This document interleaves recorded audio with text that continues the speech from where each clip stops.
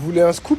Patrick Vieira n'est pas le sélectionneur de l'équipe nationale du Sénégal. Non, non, non, non, non. Personnellement, j'ai appris cette information-là de sources sûres. Maintenant, mes sources sûres, vous n'êtes pas forcément obligé d'y croire. En tout cas, j'ai des preuves factuelles à vous montrer. Regardez. Alors déjà, il faut savoir qu'il n'y a jamais eu de contrat à proprement parler. Il y a eu un contrat verbal, si vous préférez, entre les deux parties. Et cet accord verbal-là, c'est justement ce que la Fédération sénégalaise de football a utilisé pour dire que oui, Patrick Vieira est devenu le nouveau sélectionneur du Sénégal. D'ailleurs, si vous regardez le compte Instagram de Patrick Vieira, il n'est pas abonné à la Fédération sénégalaise de football.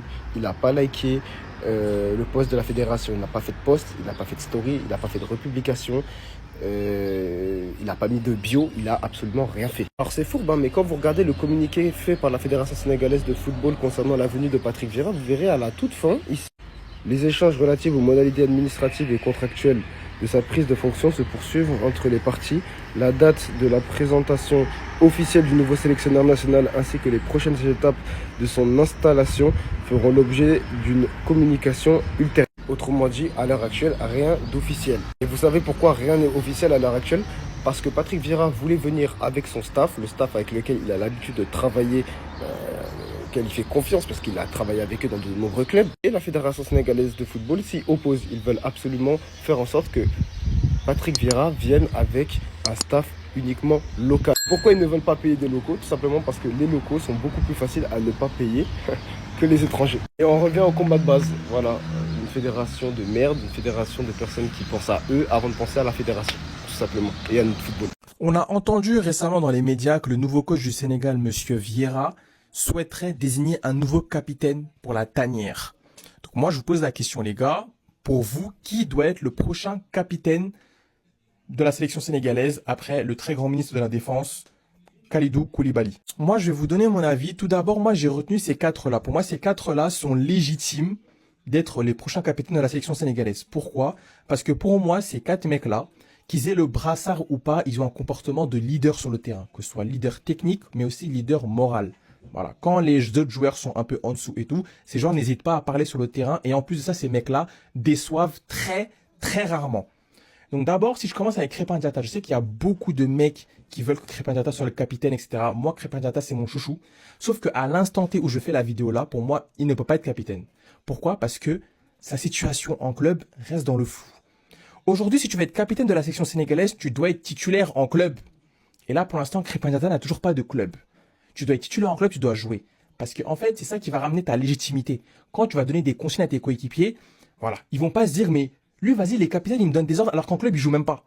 Voilà, donc Crépin Diatta, en sélection sénégalaise, il fait toujours ses performances et tout, c'est un joueur incroyable. Mais pour moi, c'est un vice-capitaine, c'est un soldat. Voilà, c'est le caporal. Voilà, j'ai trouvé le mot, c'est un caporal sur le terrain. Mais pour moi, pour l'instant, en tout cas à l'instant T, j'espère qu'il trouvera un très bon club à l'avenir. Mais pour l'instant, il ne peut pas être capitaine. Ensuite, il y a Edouard Mendy. Parce que qui dit nouveau capitaine dit pas forcément un jeune ou quoi. Parce que là, voilà, il y a Pape Gueye, Crépin Diatta et Niakhaté qui appartiennent à peu près à la même génération. Et il y a Edouard Mendy qui est un peu plus âgé. Sauf que Edouard Mendy, les gars, c'est un gardien. Un gardien, ça peut jouer un peu plus longtemps.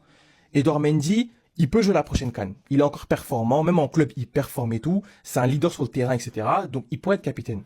Sauf que moi, personnellement, j'ai pas trop envie. Pourquoi? Parce que je suis pas trop fan des capitaines gardiens. Pour moi, un capitaine, ça doit être un joueur de champ. De préférence un milieu de terrain, parce qu'un milieu de terrain, il sait lire le jeu, etc., donner les bonnes consignes, alors qu'un gardien, voilà, il a un peu plus de recul, il est dans ses cages et tout. Et voilà, moi je suis peut-être un peu plus old school par rapport à ça, mais moi je veux un joueur de champ capitaine. Donc Edouard Mendy, dans tous les cas, comme j'ai dit de toute façon pour les quatre joueurs, qu'il ait le brassard ou pas, c'est un leader. Mais moi je lui passerai pas le brassard. Ensuite, il y a notre très grand Pape Gueye, voilà, qui lui aussi c'est pareil. Comportement exemplaire sur le terrain et en dehors. Il performe toujours quand au quartier c'est chaud. Voilà, dans les gros matchs, il n'y a toujours pas de Gueye. Je pense au match au Stade des Martyrs. Je pense finale de la CAN. Je pense en Coupe du Monde aussi. Pape Gueye, il est toujours là. Voilà, comme j'ai dit, que ce soit sur le terrain ou en dehors. Quand il y a quelque chose qui se passe mal, c'est lui qui montre sa personnalité, qui pousse un coup de gueule, etc. Donc lui aussi peut être capitaine. Seul truc peut-être qui pourrait aller un peu contre lui, c'est vas-y, à certains moments, vas-y, peut-être tu peux avoir des petits coups de sang sur le terrain, des petits coups d'énervement. Voilà. Et on sait qu'un capitaine, il doit rester de marbre. Voilà. Et lui, peut-être. Voilà. Et là, encore là, c'est un peu tiré par les cheveux, hein, parce que Pape Gueye, voilà, il mange pas forcément des rouges et tout. Mais peut-être qu'à certains moments, il peut peut-être un peu sortir de son match, tout ça. Donc, voilà, je sais pas. Et le dernier, pour moi, c'est mon heureux élu. Pour moi, Niakhaté doit être capitaine. Pourquoi? Parce que lui, il performe. Voilà, il performe. il est vocal, il parle sur le terrain. Et en plus de ça, il sait être capitaine d'une équipe jeune. Là, les gars, on démarre un nouveau cycle où il y aura de la jeunesse. Et Niakhaté, déjà, il a montré en club avec Lyon. L'année dernière, il a fait une bonne saison avec une équipe de Lyon qui était très très jeune. Nous aussi, on l'avait en sélection. Les gars, souvenez-vous à la CAN, demi-finale, finale, c'est lui qui devait gérer une défense où les mecs étaient très jeunes, où il y avait Malik Diouf, où il y avait Mamadou Sarr qui avait même pas encore joué limite avec le Sénégal et qui a été jeté dans le bain contre l'Égypte et contre le Maroc. Et quand Niakhaté a joué à côté d'eux, ben en fait, on s'est dit qu'on dirait, j'avais l'impression que la ligne de 4 là avait toujours joué ensemble.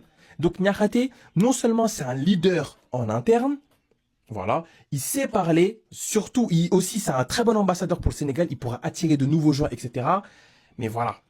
Il sait faire avec la jeunesse, on le voit sa relation avec Mbaye, avec tous les autres jeunes, avec Mamadou Sarr, etc.